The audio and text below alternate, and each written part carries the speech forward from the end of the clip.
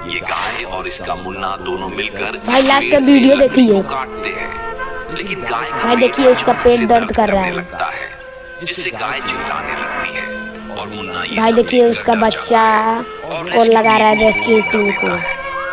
भाई देखिए rescue team आया और एम्बुलेंस में और भैंस को उसमें बैठाया, ले जा रहा है हॉस्पिटल में। गाय का पेट बहुत दर्द करने लगता है, जिससे डॉक्टर गाय भाई को आईसीयू में ले ऑपरेशन जाते हो हैं रहा है। और ऑपरेशन करने लगते हैं।